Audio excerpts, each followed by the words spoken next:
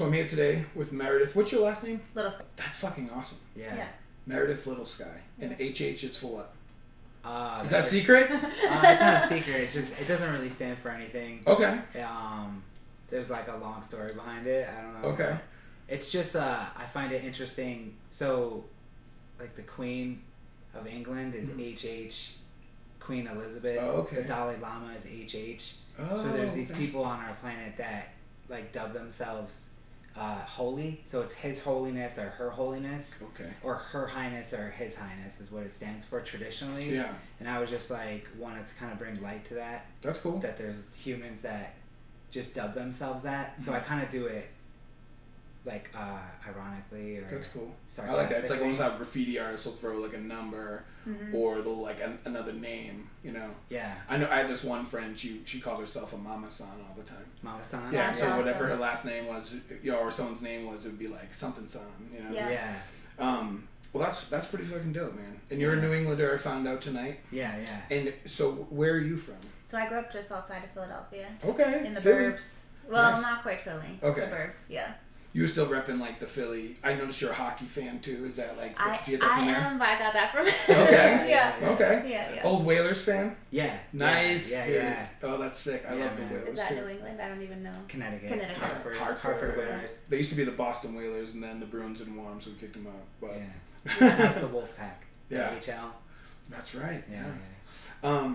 So Philly or outside of Philly, what and you started kind of off in an art background, yeah, and you started off doing what made you actually gravitate towards art though? That's a great question. You know, as a kid, I was always doing crafts, beads, drawing, painting, play, like everything. Nice. I went to college. I didn't finish, but I went for fashion and design. When I left college early, because I was totally miserable in the academic environment. Same. Yeah, not my place. I opened up a cake business doing like sculpted 3-dimensional cakes, and I was sewing dolls. Like I was just always doing all sorts of things. So. And I could see how that actually, now that you say that, because this is the first time we're ever meeting. We've never met before. This is the first time. I thought your tattoos and your art looked fucking cool, and I know your husband's an amazing tattooer too. So we're just actually getting to know each other here today. But when I see some of your tattoos, and we'll talk about that in a minute too, when I see some of your tattoos, I can see how cake decorating, I can see how fashion now plays a role. Yeah. So what made you want to get in with fashion? Like what drove you to that? More so the crafting. Like I usually enjoy working more 3-dimensionally, which is why it's kind of funny that I'm now tattooing on a 2-dimensional surface. The industry of fashion isn't my speed at all. Yeah, at me neither. all. Yeah, like I wear all black.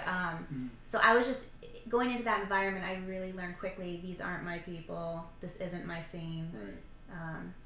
Really quickly, it was like, okay, I enjoy crafting clothing. I enjoy making things, not the industry of fashion. Yeah, I can see how that would be like. It's just so chaotic. There's so many different levels to it. Yeah. Just to get anywhere in there means you're gonna have to like kiss a lot of asses. A lot of probably. ass. Yeah. Even going to class, I mean, we would have like 7 a.m. studio, which could be 6 hours, and girls would show up in like full makeup, stilettos, and I'm like, what the fuck? Like, really? Not my speed. Yeah, and you're just like, guys, we're just making stuff. Yeah, I'm like, I just want to sew some pants. Yeah. Yeah. Nice. So what made you go from? So you started in fashion, and you're thinking this isn't it. Yeah. And then you go into baking. Yes. Okay, so how did that opportunity even come about? That, you know, I left fashion school and I kind of stopped creating for months on end. I was just like angry at all art. Okay. To the point of where HH was like, Mary, you got to start making something. Okay, so you guys are already married by then, or see each We other? weren't married, Okay. we were together. Yeah. Nice. Newly together. Because I left school right when we met. Okay. So he was like, you have to start creating something. Yeah. Like, you're miserable, which was a good push. So I kind of got into cakes. I was less interested in the baking and more interested in the design process. Getting to sculpt the cakes, decorate them. I literally just jumped into it. I'm like, all right, I know how to bake. Started experimenting. YouTube wasn't what it is today. No. So I ordered some books. Yeah, you couldn't just be like, how the hell do you do fondant? Yeah. Exactly, and that fondant is what I worked with. So I was like, all right, I'm going to buy a bucket of fondant and start playing around. It's the best way to do it. Just totally figured it out. I mean, it's like Play-Doh. Right. but So where sugary. were you doing this? You're doing this in your From home. house? From yeah? home. Yeah. And just making him treats? Basically, he was like the taste Exactly. tester. No yeah. shit. I'm like, Yeah. how does this taste? That's dope. Yeah. So, all right, so you're baking and you have an interest in making cakes. You have an interest in like making them look fancy. And I actually come from a culinary background too. Oh, no way. Yeah, I went to culinary school. It's just like a little shitty Job Corps and then like a little post, like a trade school. And I really loved cooking, but same thing. I noticed kind of what you alluded to with fashion. There was a lot of like, I went to the Culinary Institute of America. I went to Johnson & Wales. And I'm like, I went to fucking Job Corps. Yeah. And fucking 2 miles from Canada up in Maine. Yeah. And so I knew it was going to be hard to compete with all these like fucking rich kids. Yeah. Absolutely. So That's what I it was is, like, yeah. you know what? Let me just get a different lane here. Yeah. So I get it. But it was actually tattooing that got me into, or took me away from cooking. And so Interesting. you go from being a baker, Mm-hmm. where does art start becoming number one? So within baking, I feel like doing the type of cakes I was doing, there was a lot of art involved because things were so detailed. But I would say from there, I got into raw food, which is funny that you said like the culinary background. So I was doing a lot of like raw vegan catering, teaching classes, teaching people basically how to eat healthier and take better care of themselves. And then from that point, that's not, I mean, it's creative in its own way, but it's very far from tattooing. So I would say when I really got into it, HH got a job at a shop in Boulder. Okay. What shop was it? Electric Quill. Okay. I don't Yeah. remember Closed that now. one. But... Yeah, they were only around for a few years. Okay. Yeah, yeah. So you've been here for a little while then, yeah? Yeah. Since 2009. That's when you guys moved from Philadelphia. Pennsylvania to out here. Yeah. Okay. And what was it? Why Colorado? So we came on a road trip. We eloped when we got married. Oh, so nice. we came Yeah. through. We did a month-long road trip. Colorado was our first stop. Okay. We actually drove 33 hours straight from Philly So we were to like Boulder. really excited. We were delirious when we got to Boulder. We were like, what the fuck is this? We were a place? lot Like, younger too. I feel like when from West Philly, concrete jungle, yeah. across the Midwest, which is no man's land, Right. to like, Vanilla Kingdom. Vanilla Vanilla Valley. Kingdom. Yeah. Totally. but there's like rivers and the Flatirons, the Front Range, and everything. It blew our mind. Like I had never seen was anything. so What year was clean. this? 2008. Okay. Yeah. So we like totally loved it. Stayed for a week, and we were like, all right, we should pack up and keep going because we have other destinations Sure. to hit up. Ultimately, Went up the coast. We Yeah. went from like, what, Arizona, like San Diego, Oh, then all the way up to Portland. yeah. And we were gonna get married in Portland at Voodoo Donuts, but then we got there and we were like, Like the donuts were great. the donuts were We awesome. ate a We got lot of one of those donuts. big ass donuts. But but- you're like, there's a million fucking people here. at the Yeah. same Yeah, time. we we were were just like, this isn't our vibe. Yeah. Let's go back to Boulder. Yeah. Came Still- back. Still going good. Yeah, good. So we basically came back, got married, headed back to Philadelphia, and everything was going great in Philly on paper, but we were just like, why are we living here? It's so filthy. Yeah. Like, people are miserable. That's what made you want to move. yeah. Was just like the urban decay of Yeah. the Philadelphia area. Just yeah, and wanting we found something out that they new. could shut down the city in like 45 minutes. We found out that if there was a state of emergency, that they could shut all access out of the city down in Wow. 45 minutes. Kind of. And we were just kind of like, I don't know, there was a lot of, maybe some paranoia involved, but we were like, Oh, y'all getting into them conspiracies. Yeah. a little bit? Yeah. I like it. reading Yeah. a lot of conspiracies, and we're like, We're maybe we like, shouldn't maybe be in the city. yeah. Maybe we should be somewhere where we could grow food and more natural. Yeah. Cleaner and stuff. air, Yeah. more sunshine. Well, like you're in this new environment. Like, did you like being in Boulder?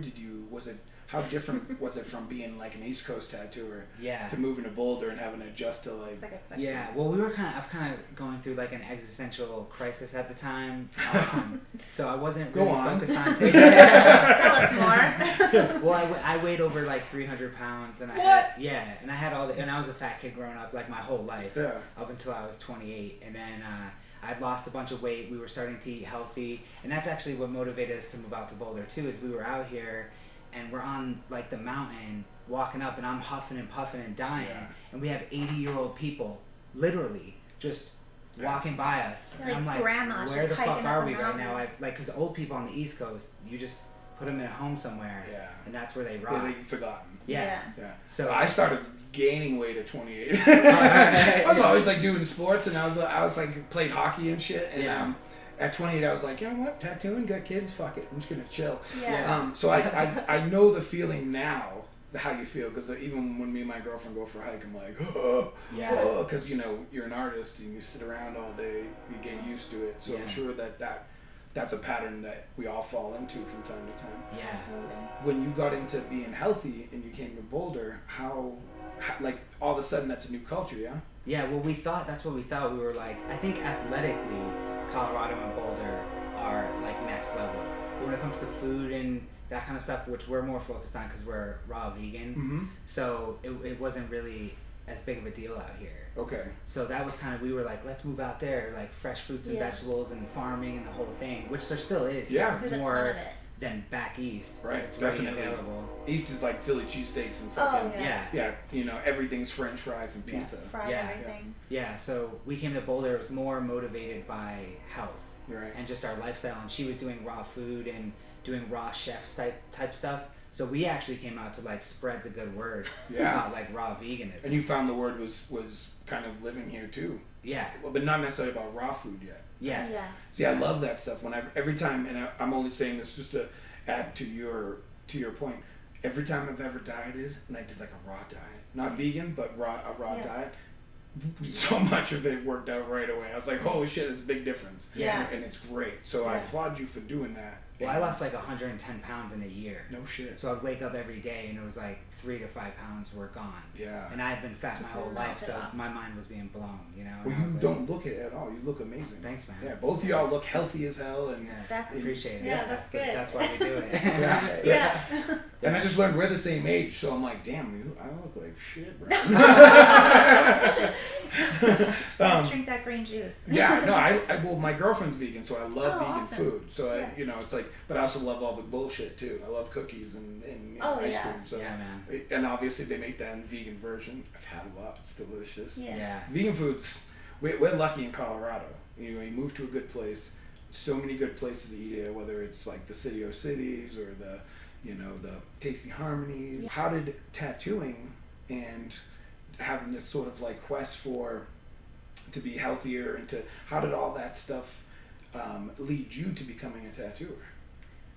I would say that goes back to him getting the shop in Boulder. Okay. But we had gone back east. So we were like, I was kind of like, fuck tattooing. I had been tattooing at like 7 or 8 years at that point. Okay. Wow. And I was just like, I don't know if I want to do this, you know, the rest of my life. I'd done murals and I had worked as an animator before, so I knew I could do something else if I wanted to. Right.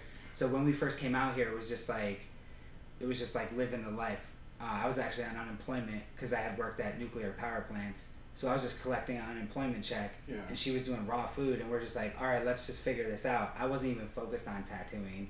And then we bought a school bus, moved back east, converted it to an RV, and then we came back to Colorado because we're like, fuck the East Coast. Yeah. We get here and I've done that a few times. Yeah, and we're broke. So we get back here and we're broke, and I'm like, well, I'll get a job at a tattoo shop. Mm-hmm. So that's when I got the job in Boulder at Electric Quill. Okay. And then it kind of re-sparked my passion for tattooing because it was really working out. Yeah, it reminds you of why you fell in love with it in the first place. Yeah. And so you're tattooing, and what are you doing for work while you're here? At that point, I'm doing mainly raw catering, like custom orders. People would order like birthday cakes and everything's. And you would make them a completely raw vegan. Yeah, completely raw. Tell me what that is. I know that it's not like for if you're an artist, if you're a tattoo, that's not like the most. But I also think that's thing. I think it's interesting. So the base, like for the cake portion, you could do almond flour, dates, coconut oil, and you're using like super fine almond flour. So when you're blending that all together, if you kind of just pulse it, you've done that. Yeah, like in a food processor, you can almost get a crumbly cake texture. Okay. And then you add, that's your base. You can add in sea salt, vanilla extract. Okay. Cacao, whatever seasonings you're going with. Frosting's the easy part. You can use cashews, Irish moss. I mean, there's all sorts of things. I love that. Yeah. Dude, when I eat vegan cakes and stuff like that, there's no difference to me. It's delicious. No, I vegan had strawberry desserts on strawberry, and it was like out of this world. Yeah. Vegan desserts are like pretty darn good. Well, so you're making desserts, and what are you thinking about as you're doing this? You're thinking like this is working out. I'm thinking this is cool. It's not. At that point, I was also, 24, 25? Yeah. About 10 years ago. Yeah. It wasn't like, this is my calling. This is all I need out of life. Right. Like, it was kind of, a creative job. I enjoyed it. I was good at it.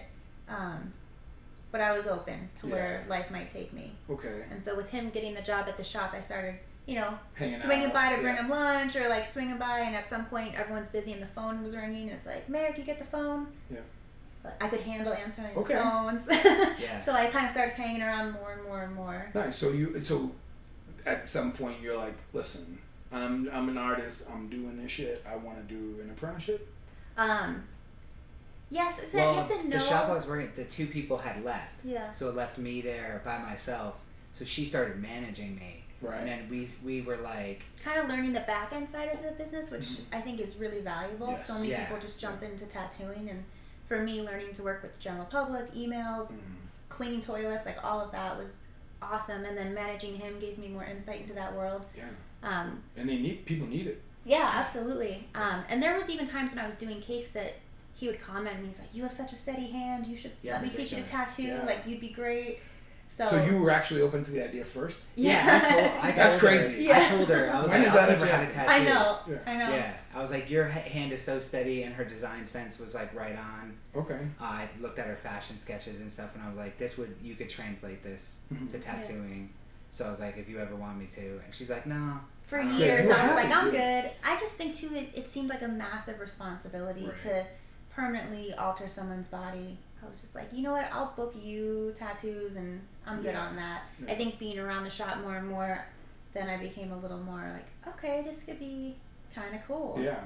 That's pretty fucking awesome. Because, most, and you know this, we work in an art form, an industry, in a business, or whatever you want to call it, that is very male driven. And you don't see a lot of guys who are like, yo, man, I want to get my wife and my girlfriend into this. And if they do, usually it's some girl who's like bullies them into it. Yeah. You know what I mean? It's like, you're going to teach me how to tattoo, and then she runs off with some, like, you know, fucking well-known magic tattoo, and then she's out of it soon. Oh, yeah. But you were like, you know what, man? We've been around each other a long time. Like, you're creative. Making cakes is fun, but if you ever want a tattoo, and so you hear this offer in your mind, and you think to yourself, well, do I even want to fucking tattoo? Yeah. What is the thing that clicks for you then? That's a good question. I think first just the challenge of it. We talked a lot about what our lives could look like as tattooers together, and that was kind of appealing. Was that like hey, what is this going to be okay? Like, you kind of blueprinted it a little bit? I wasn't too worried about. I mean, I thought we could mesh both having tattoo careers pretty well. Oh yeah. Yeah. I was also influenced by Guy Atchison and Michelle Wortman. Yeah. So I went and did a seminar with Guy, and then I met Michelle, and I saw their dynamic. Yeah. True. And I was like, holy shit, this is cool. And they seemed like they were living the life. And then Allison and Alex Gray. Yeah. So we met them, and we went to the Chapel of Sacred Mirrors a bunch, because when we lived in Philly, we're like they were up in New York City at that time with their So we were like, oh wow, like these people have centered their whole life around art and their marriage and everything, and it works. It works. Yeah. So that was a big influence. And for us, like the idea of getting to create together, still doing separate things, but ultimately in one space. That's why I thought it would be important to talk to both you. Yeah. You know, I definitely, the premise of this was, let me interview somebody who is doing interesting tattoos and something that's a little different, and someone that's not another guy face that they have to see. Yeah, but at the another same time, dude guy. You're too important to leave out of this. You know what I mean? Oh no, I feel like he's like, I wouldn't be in tattooing if I. Right. You can never say never. I'm fairly confident I would not be tattooing if I hadn't met him. Okay, so you started tattooing. Tell me now. You gotta be honest. Oh yeah. Was there any like weird jealousies or any tension or anything at first? No, there's typical apprenticeship dynamics. Yeah. I was open to criticism. I was open to encouragement. I feel like he was very fair, and like if I did a great tattoo, he was like, you nailed that. Yeah. If there was areas to improve, he'd be like, all right, here's the positives, here's what you could look out for. Like, good. I don't feel like it was rough. No, and I have her first tattoo, so I can show you. It's dope. Yeah. Like clean. Yeah, we're gonna get some shots of that. Solid saturation, Nice. the whole thing. So I was like, oh yeah, this is, and I think we had led into that with, you need to fill a sketchbook first. Yes. Yes. So the first year she just drew, and then I would like hammer the shit Critique. out of her. Yeah. Like what was wrong. And then we have to have discussions where it's like, listen, we have to separate husband and wife. From now, I'm going to teach you, and I'm going to be super harsh. Yeah. And if you just take the licks and just do what I say, you're going to be great. You're going to be great. Yeah. So she did. And I think I was really open. Yeah. I was willing to kind of go through that. Other people it's were difficult. Yeah. Yeah. It's difficult. Yeah. And I mean, not to, like you said, to be honest, like I feel like there's times where he would critique something in my head. I'm like, fuck you, man. Yeah. You know, but that's okay. you keep your mouth shut and you're like, thanks for helping me out. And it's because you can't see it yet. You can't see like. Oh yeah. You can't see like, well, what the hell's the point of this? Why are you handling it this way? Totally. And a lot of times it's like you got to be a little bit of tough love because he's probably preparing you for the tattoo world. Absolutely. And that world is a little bit more unforgiving. And if you're too sweet on your apprentices, even if you're not dating them, if you're not married to them, if you're too sweet on your apprentices, what ends up happening is it's like if you raise your kids spoiled. Yeah. They're too soft. Yeah, and then all of a sudden, like they didn't know what to expect. And we did the same thing. We had like apprentices at the shop fill a sketchbook up, and all that is like, are you that fucking committed? Yeah. Fill up a sketchbook? That's what it's about, right? Yeah. Just showing What were you drawing? Well, all sorts of stuff. He gave me like these The weirdest anatomical shit. books, and he's like, basically building muscle memory. He's like, get tracing paper, get a pen, ink this book front to back. No shit. Show me those tracings. All sorts. You were just like trace everything. And then in terms of drawings, I was drawing weird stuff from the beginning. Like I was just looking through an old sketchbook the other day, and I had a little walnut with arms and a barbell, and it said like tough nut. Whoa. Like, like where this witty cut. Yeah. So and funny. I'm like, oh, that's hilarious. I should redraw that. You should and turn it into a redraw it. sticker Yes, or you something. should. Absolutely, So you should. That's I was great. always kind of That's drawing weird, always flowers, Yeah. folky stuff. It's like that fun, you never, because I look at your tattoos and I don't know what they look like in the past per se, but because I try to go back and look at everyone's Instagram, you know, if I'm going to talk to somebody, try to like, all right, what kind of person are we talking to here? Yeah. And because we had never met, I was like, let me try and kind of see what you're doing. Your tattoos look fun. They don't look negative. They don't look like aggressive. And yours do too. Yours are always really bright. And if they're black and gray, they're tough as hell, but they still have that like, that clean, that ultra clean lines, ultra smooth shading. And it's like, it's almost as if you guys have like you guys have a funny personality. You guys have a funny way of drawing stuff, but at the same time, like you execute it with the utmost seriousness. Is that something you definitely reiterated to her?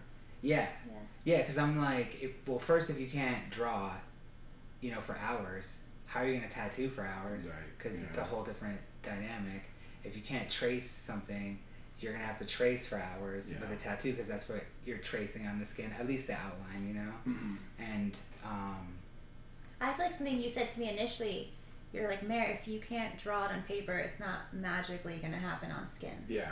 And it was like, until you can draw clean lines here, you're not touching skin. Yeah.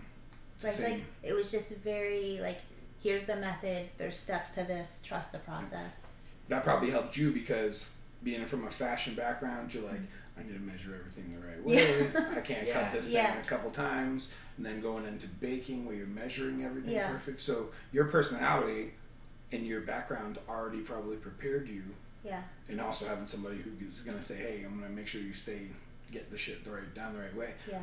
Having all that probably gave you the right foundation to be the tattooer you are today, I think so. And I think, if anything, my personality is a little more like controlling A-type. So if anything, he, through learning to draw, helped me loosen up a little bit with that. Yeah. Where like when I first started, it's like I would become so committed to a line. And he's like, no, you got to loosely sketch things in, like don't get dedicated to this line because it's going to dictate your whole drawing. Yeah. So he really helped. Constipate you right away. Yeah, totally. Exactly. So I feel like he really taught me how to draw even. Yeah. Because I would sit down and just like, yeah. He's like, what are you doing? Loosen up. Like do some circles. Yeah. From the end of the pencil, right? That's something you had me do. Sketchbooks of circles. I forgot about that. Yeah. He's like, fill sketches of circles. I mean, valuable trick right there. Yeah. Because if you're at a convention, you don't have a circle stencil. What the fuck are you doing? Right. Now, like we got iPad, we're like, that's a circle. Now we have Procreate. Yeah, Procreate. Thank you, Procreate. So how has his wisdom in his tattooing, other than giving you good clean lines, other than saying, hey, you know, how has being married to somebody shaped you in your tattooing in a positive way, and how has it shaped it in a negative way? And you don't have to, obviously I'm not saying like, oh, give me some dirt on your husband. Oh, I'll get dirt. No, I'm just kidding. But like definitely, you know, and I don't mean negative in a sense like in a bad way per se, but like, you know, sometimes I've been around other tattooers and I'm like, they're like, you gotta draw Don Ed Hardy style. I'm like, I don't know if I want to go quite that way. Yeah. And so their influence on me made me kind of maybe try some things I didn't want to do. But what is some of that? What is some of the things like that he did that you thought, I don't know if I necessarily want to do it that way? Let me think. I guess for the first part of your question, you said a positive thing. Yeah, like what kind of influence? I would say his work ethic, like he draws for fun. Yeah. Which a lot of people don't do. I don't even always do. Yeah. So like for him, every day, he's like, I'm going to sit down and sketch while like music or TV's on. And so I think having his constant work, like he's always producing artwork, whether it shows up on Instagram or not. He has like all these sketchbooks filled with things. I'm not doing that. Yeah. So having that, I would say that's a positive and a negative because it's both encouraging and I'm like, oh shit, I'm like, I'm not a real artist. Like he's a real artist. Yeah, I'm like, I gotta make more art. No way. No yeah, way. So I would say that's a positive and negative. Yeah. Yeah, that is actually a very diplomatic but well said way to put it because that is true. I mean, if you're going to be in a position of, you know, this guy, I could never imagine anybody who's dating anyone who's an artist because, like, I'm not necessarily the most competitive person ever, but I know if I'm sitting there doing art and someone else wasn't doing art, they'd be like, hey, get over here. Yeah. So, you know, so it's good that you guys give each other that little bit of boundary and don't push each other too hard on it. Yeah. You know, because it is important. If you're sitting there drawing, that's something you need to do. Mm-hmm. And if you're like, hey, I tattooed all day, just want to decompress. Totally. You need that too. Yeah. That's the perfect way to phrase that. Yeah. Do you find that because you're a tattooer, are you painting? Are you using colored pencils? Are you using pens? What kind of mediums are you using in order to, when you're not tattooing? When I'm not I would say before I purchased an iPad a year ago, I would do a lot of inking and then watercolor. Okay. But now 100% of the time I'm mainly creating on the Procreate, whether it's for a tattoo, stickers, t-shirts, which I'm a little bit sad about that because I do like the more tactile. Sure. Explain to me then when you were doing some of that more tactile, some of that more actual, direct drawing and painting, what mediums were you doing? Not so much acrylic, lots of watercolors. Okay. In a more traditional, like I would do fun roses and watercolor them in, like do flash sheets, stuff like that. Nice. Yeah, I looked back and saw some of those flash sheets that you were doing. They're like kind of some smaller stuff. Yeah, like little flash bangers. Yeah. That sounds fun though. Yeah, that stuff's super fun. In terms of large scale, like I always have these grand plans. Like I have a few like wood planks back there. I'm like, I want to paint peonies. They've been sitting there for like a year or two and I haven't painted the peony. So I feel like there's always a to-do list of things I want to do, but haven't quite. Yeah, and they'll happen when they're meant to happen. Yeah, absolutely. So I always kind of have all right, next I want to do this. Well, and I will say, this is called Painting Beast, but it's not just about painting. It's about anyone who's, a creative beast, essentially. Yeah. So with you not necessarily painting on paper, I used to be one of those people who used to give people shit for that, and I told you about that earlier. But nowadays, I admire the same. I'm holding the fucking iPad right now as I'm interviewing you, so I'll just say shit. But hypocrite. Yeah, but I'll design paintings on here now. I'll design like you said, shirts and tattoos even. And I think as long as you're doing something that's actually advancing that, then you're in a really good place. Yeah. But do you think that having one of these right here has influenced the Kawai and the glitter and those type of tattoos? All right, so tell me about what got you into doing that style. That style, and tell me what that style is too. So in Japanese culture, it's anything that's cute. Okay. Like it's just this all-encompassing term. I mean, they have like pink ambulances with Hello Kitty on them in Japan, and so awesome. Like it's kind of a childish, like anything that's adorable, anything that's smiley.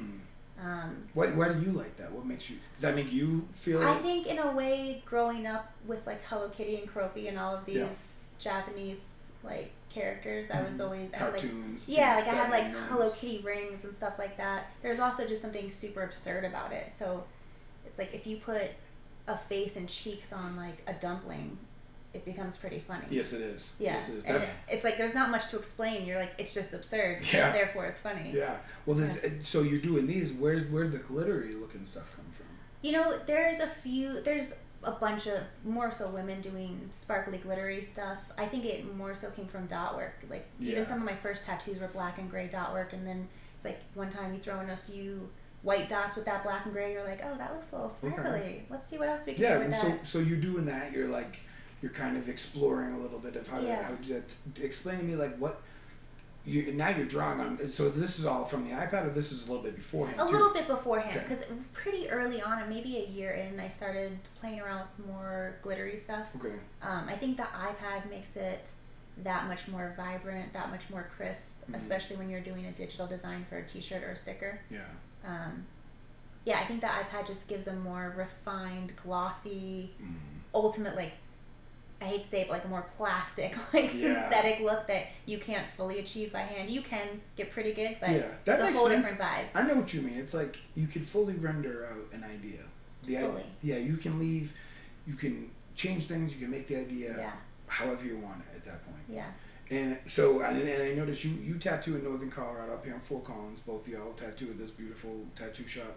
I was telling y'all how it reminds me of like a little New York City, kind of one of those hip, like second floor, third floor type places. And it's hidden in here, but it's absolutely beautiful. And even though I work down the street from you, I always hear and see good things about y'all. And I definitely see, you guys have a harmony between you. You know, it's rare to see in a couple, and if you tattoo together. And it's only you two here, right? It's just us. Yeah. So you tattoo out of your own shop. Yeah. And you're in Boulder, but then you come up to Fort Collins, and you guys have been here for 4 years. You said, yeah. Why own your own shop? Well, I think from working at Electric Quill and Meredith managing me, we started to figure that out, and then the owner of the shop kind of left it up to us. Yeah. So it was kind of like we owned our own shop. He was just like, as long as you give me the deposits or whatever, we're good, and like you can do whatever you wanted. So we started doing conventions and started to really get into it. I think we started to see our own power, and I've always wanted my own tattoo shop. I always wanted like more of a private tattoo setting. Especially if you're just giving a guy the slips. Yeah. You're like, well, what am I doing here? I'm just paying your rent now. Yeah. Right. And then after her apprenticeship, we did in Loveland, actually like out of our apartment, but we set it up as like a private studio. So the front of our apartment was like a private studio, and we were just like, it's time to go legit, take it out of the apartment and open up our own shop. We're both kind of weirdos too, so I feel like we know each other's energy, we know how we like things, so having it just the two of us, it keeps it really chill. Yes. No drama.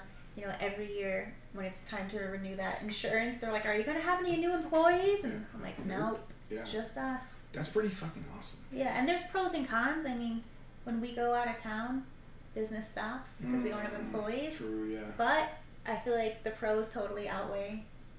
You can manage your own business. No one comes in here and messes things up for you. It's probably better off too. You're a married couple. It'd be like having a roommate when you're a married couple. It'd be strange almost. Yeah. And that's the premise pretty much. I love your tattoos. I think your tattoos are fucking badass. I think your fucking tattoos are awesome too, man. Like, thanks, man. Everything I've seen, all your paintings and all your sketches, you guys can tell that you guys truly live and embody art. And being in your own tattoo shop, you guys have this harmony that you can create. You guys have definitely. I've seen you guys stuff for like a little while now, and I've seen just elevation from the go. Thanks so much. Yeah, and so I see a lot of the influences in your Japanese stuff, but you want to say or talk about a little bit about your clientele. What makes them gravitate? You moved up to Fort Collins. You got all these new people. It's not the same people as in Boulder. You got all these new clients up here. How did you guys find your clients up here, being on the second floor, being kind of like almost a private shop, being a husband and wife who probably don't go out to the bars every night? Right. No, those are great questions. Yeah, we don't go out. Great questions, yeah. So where do you guys, how do you get people into your styles? How do you get people into what are you doing? Well, for me, it started in Boulder. Yeah. So CU Boulder, and then I feel like my style is like for like, I don't know, like the cosmic weirdos or something that they just find me. Yeah. And I got a lot of people from Denver, Westminster was a lot of clientele, and I would tattoo you tattoo like one kid in a scene, yeah, and then you're tattooing all their friends. Exactly. So I tattooed these kids from Westminster that were in the metal scene or the hardcore scene, and then they just like spread the word, and then they all started coming to me, and then people just followed me up here. Yeah. So I would say most of my clientele, I don't even think is from Fort Collins. Really? No, Yeah. a lot of people that travel. No Yeah. kidding. Yeah. And then I think some of my first tattoos were done on his clients. Yeah. Because they were so used, I think, to talking to me through me managing him that they're Right. like, "Oh, Meredith, you're tattooing. I'll let you do a tattoo on me." Yeah, and you weren't weird about that. No, No, which no. is unheard of. Like in because any they were other just dynamic. super supportive too from Yeah. the get go. Like, oh, you're tattooing now? Cool, tattoo me. We're like, yes, this is what I need. what we want. Yeah. Yeah. Yeah, and I think it's huge. He was okay with that. In no other shop situation would that be kosher. No, Like that would cause major issues. Yeah. I wouldn't say that's where the heart of my clientele is at this point. I've totally accumulated my own. I think Instagram has its pros and cons, Yes. but is a huge tool to get your work out there. Yeah. I feel like I tattoo a lot of women. Your work Like stands out 98% too. of women. Not just because it's Thanks. glittery. It's bright Not just because color. it's sparkly. Yeah, because anyone could be like, that thing is fucking crazy looking. Mm-hmm. But what I find whenever I see them, I'm like, that's different. And it stands out. So I'll be scrolling down my feed and I'll see one of your tattoos. Me and you tattoo more similar than say me and you do. Yeah. Right? Like I'd be way more like, this is the kind of shit I'm into, man. Mm-hmm. And whereas like with your stuff, it pops up and it's like, holy shit, that thing's really unique. Bright, it's silly as hell. Yeah. You know, like it makes me giggle a little bit sometimes when I see a little belly roll. Mission accomplished. Yeah. Yeah. And so when you started finding these people up here, what do they get with it? What you're trying to do, or are you trying to go, listen, I want to do these like little cute characters. Do you get what I'm trying to do here? I think most of them have seen my work on What you're Instagram or through a friend, like word of mouth, and kind of know what I'm doing. So they know what to expect. They know what to expect. Especially at this point, I am super focused on either like the cutesy, glittery stuff, botanical, florals. Yeah. Most people are like, oh, she enjoys these subject matters. I'll come to her for those. Good. So they don't throw you some weird random thing and you're like, what are you doing? They Why? do. Yeah. They do. I ultimately got to a point where I just started filtering things out. You started giving him. And then you started giving her the cute stuff. Yeah. And Right? once in a while that happens where I'm like, you know what, thanks for coming to me, but ultimately HH is going to give you a way better tattoo. So For what they're looking for. For what they're looking for. Sure. Yeah, there's just subject matters, or even it's not even about a better tattoo. Like he might enjoy tattooing something more than I might. So if they're open, we're like, we'll send things both ways. Good. Man, you guys have an outstanding, from what I can see, the first day I met these guys, I can see you have an outstanding, really like symbiotic relationship, and it's not bullshit. You know what I'm saying? Maybe a little, just a sprinkle. Yeah, No. well, we're on film, you gotta, you know. But yeah, I think you guys truly do have a harmony that you should just keep doing what you're doing, because it's fantastic that you guys are able to do this. You have my 100% respect, because I don't know that I could do it. Even with my best friend, working with my best friend every day, I'd probably be like, I just want to shoot this motherfucker. Yeah. But, so besides the iPads and stuff like that, you had mentioned like wanting to do paintings. Yeah. Is there anything artistically that's out there for you that you just haven't gotten to yet? That's a great. Yeah, that is. I'm like, That's a good damn. question, yeah. That's a really good question. For either of you, take either one. You take it. I mean, I want to do bodysuits. I want to do back pieces. I mean, I have like 9 or 10 unfinished back pieces out there. I'd like to finish those. But like, I'd like to do big body work. Like I studied Japanese and the whole thing. I like that flow on the body, doing big, large work. I like doing little stuff too, like just banging out pieces. Yeah. It's satisfying. But ultimately, I would just like to do large scale, like Jeff Gogway kind of stuff. Is there anything beyond tattooing that appeals to you? Going and living in an ashram and just painting, maybe like more Hindu or Buddhist inspired I love that shit. stuff. Yeah. I love that stuff. Yeah. That I really think with what you're doing with veganism and your spiritual and your, you know, even everything about this place feels very like organic, and it doesn't feel like your typical tattoo shop, which I like. I admire that. I think I'm used to going into tattoo shops and seeing all my favorite tattooers' art hanging up.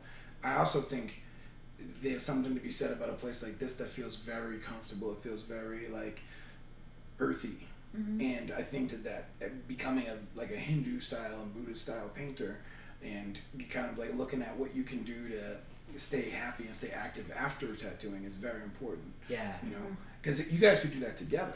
Yeah. You know, is there anything you want to do? Do you want to go off and do you want to go back to baking ever? Do you want to go back to fashion, or is there something else? Definitely not fashion. Once in a while, I miss cake decorating, but I don't think I would go back to it. I've been doing pottery lately. Cool. Just recently, like in the past month, which has been really awesome. And then maybe just growing food. Like I love connecting to the food I'm preparing and eating. Yeah. So if I could grow all my food, have medicinal herbs and all that, that's kind of like an ultimate goal for me. That's dope. To kind of live off the food I grow. It's a big one, and it takes a lot of land and work to do that. So it's kind of a pipe dream for now. But he knows, being from New England, we used to make fun of people when they're big. I want to go out and be a vegan farmer. Like we'd be like, listen to them. Yeah. Right. But now that I live here, I get it. Now that I understand, if we're gonna make fun of things like what food we're consuming, if we're gonna make fun of like veganism and all that stuff, I think it's silly, because I think we're all gonna, as much as I love, and you know, no disrespect to you guys, as much as I love eating meat and everything, I know that us as a future people, we're gonna have more plant-based diets. We're gonna be thinking more, you know, ecologically, you know, and so having people like yourselves who are both, you know, your art, but you're also very worldly. I guess what's the word I'm looking for? I guess you're very worldly understanding. You're very sympathetic and empathetic to what's happening in the future. Where some of us are just like, I'm gonna go home and get a cheeseburger after this. And I get it, because we did that for the majority. I mean, I grew up in an Italian household. Okay. Like it was like meat, pasta, dairy, my whole life growing up. So I totally understand. When you go to wing night, we would do some damage at wing night in Philadelphia. Kill wings. When did you guys become vegan? So I was 28. Like 11 years ago. Okay. Yeah. 10, 11 years ago. Yeah. Okay. So it's been a while. Yeah. Do you when you have clients come in town and you said you have a lot of people guest spotting and traveling, are you out bringing them out to good vegan restaurants? Are you making them food? What are you doing? Sometimes making them food. I try to make food for anyone that's willing, anyone who's chill and willing to eat the food. I feel like I'll be like, try this. Yeah, because you guys post good looking stuff all the time. I see you guys have like a holiday. Oh, we were just in California. Fucking delicious. Yeah, we just ate. Yeah, like, she's next level. Yeah. When it comes to making the food. Thanksgiving, you guys brought it. I saw that. Yeah. And that's, like you said, stuff outside of tattooing. I love making food for people. I feel like if it was a little bit more maybe affordable, I would love to have a raw restaurant or a vegan restaurant. But that's just a world it would take the fun right out of it. Like, it's a rough industry. I have no doubt with either of you. The place is impressive. Your tattoos are both impressive. The amount of time you've been tattooing and already like bringing it like this. Thanks. It's very possible that dream could appear on the radar at some point. Yeah. So I wouldn't have done anything either you guys do. So more so for you in this question, because I really want to ask this. This is something I like to ask every artist. Yeah. If you were here, or your 12-year-old version of yourself was here in front of you, right? Little 12-year-old Meredith, if you could tell her one thing, being who you are now, what would you tell her? Oh, that's such a good question. I think I would tell her to trust your gut, trust your intuition. High school's not real. You don't want to peak in high school. No. And like, I think just ultimately kind of let your gut and heart guide you, because once you're old enough to take control of your life, you'll cruise and sail. The good things happen. Yeah, absolutely. Like, I think school was I wasn't like, I could cruise through and get great grades. People, I wasn't like bullied or anything crazy. Like, I had a very moderate experience, but I just felt so suppressed in that environment. I would beg my parents, I'm like, homeschool me, like, I hate it. It just, to me, it was just stomping the life out of me. Right. And I felt that way from a really young age. And then as I got older, I just saw it more and more, where I'm like, the bells, we all respond like little robots, like ding, ding, ding. And so I would just tell myself to trust your gut and trust your eyes and what you're seeing, and eventually you'll be able to create more of the life or reality you want. What you see yourself to be. Yeah. Well, I think that you may have just done that then, because I think probably the 12-year-old version of you would probably be happy, would be proud, would see Yeah. that advice you didn't even need to have to give to her for you to get to where you are, and all these amazing things that you know, just shows sometimes you have to let go of certain things like fashion or baking or, you know, eating like pig like I do so that you can you know, evolve into something better, you know. And sometimes that means like some sacrifices, and sometimes it means like you're coming back and when you're broke and when all these other things seem wrong, but you're just gonna be like, fuck it, trust the process. Totally. And then here you are. Absolutely. You know, that's not an easy path to do by any means at all. So I think like the 12-year-old version of you would actually be like, she's pretty fucking badass. I'd like 12-year-old would high five me. Yeah, absolutely. And I think that's the goal. You know, if the 12-year-old version of you would be disappointed, then you're probably some miserable person. So that I think that's a good point. It's a definition of success. Good point. Yeah. And I totally agree. You talked about like sacrifice, and usually you have to go through losses and things closing, chapters closing to grow and gain other things. Yeah, because you don't see it at the time. You know, you almost like don't even know, you don't appreciate that. Oh shit, this could be beneficial for me, but I don't see it because it's punishing right now. Right. Yeah. Because I'm in it. Yeah. Yeah. So if there's anything that you want to be able to tell the people you're tattooing and coming to your shop, and the people who, if there's anything that they could know about you that they might not know from Instagram, they might not know just from coming in here, what could you tell them that would make them know you better? Oh, that's a good one. You're asking some really amazing Yeah, questions. I'm like, shit, man. We talk about this a lot with Instagram. Like, we're real human beings. I think a lot of people think Instagram is reality, and it's not. I've had like some funny experiences recently, even where I posted that I was on vacation in California, and I got some phone calls that were like, "Are you gonna be back for my appointment Wednesday?" And I'm like, "We're here, don't worry, it's all good. I'm ready to tattoo you." I think maybe telling people to put down the Instagram and go for a hike and enjoy life and try your best to find a groove. Like, our world's pretty crazy, and if you can find balance and expression. Yeah. So Instagram's okay for like promoting yourself. It's great for promoting yourself. But don't live there. Don't think that that's what it all is. Yeah. And you guys do that. You guys live that. Actually, you go out and you do your own thing. You're not living by this expectation of followers and all this other bullshit that comes with it. Yeah. You guys learn to stay away from that, essentially. I think we because it'll go away. It'll go away at some point. There'll be something else. There'll be something else, and it's what's real. What is your real life like? Are you happy with your real life? And then if you are, you can reflect that through social media and inspire other people to live a real life too. Yeah. But I think, you know, like Plato's cave analogy, people are looking, allegory of the cave. They're looking at those shadows and they think that's the reality, and I think that's a really dangerous place to be in. Right. So, even if it's at the detriment of our business or my career, I'm willing to not go too far into it. Like I get shit for not posting enough from clients and our social media person that helps us. They're like, dude, you need to post more. And I'm like, I'm living life. Like I do things in my life. So I'm sorry I don't post enough. Right. If you're happy and you don't need it, then the negativity, you stay away from it. Yeah. I find I get on there and for the minute that I'm on there, I'm like, this is great. And then I go back to doing whatever the fuck I'm doing.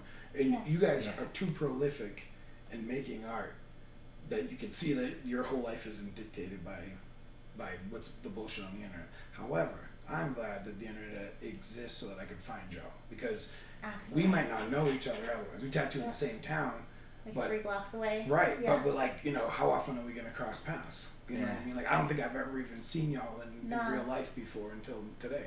So so that's one thing I am grateful for, and that your clients can find you, and that people who want these cute little Kawai tattoos, people who want badass tattoos, people who want like the tattoos that y'all are doing, they're not necessarily the most easy thing to find out there. They're unique, and so you're giving people, especially in Colorado, you're giving people a cool a style to come get, and I appreciate that about y'all. Cool. I want to ask you one more thing. Is there anything else that you guys want to say for last words? Like I said, anything you want to tell your clients? Any social media or any plugs you want to give? Well, I'd say first, I appreciate you coming and doing this interview and reaching out to us. Like, that's fucking super cool. Like, I've never met you.